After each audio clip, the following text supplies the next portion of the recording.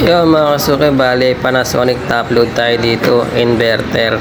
Dito tayo sa sa Marikina. Yan. I-issue nito nag-overflow. Hindi nakakapaglaban ng maayos yung client natin.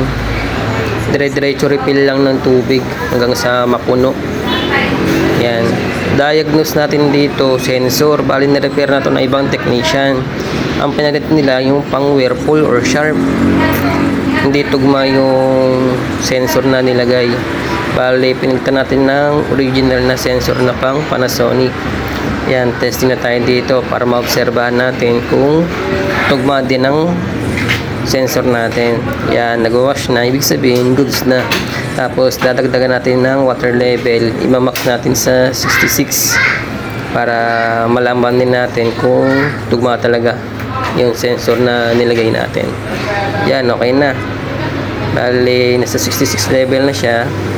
Yan, umiikot na. Sakto lang yung level ng tubig niya. Okay, hintayin naman natin mag-drain.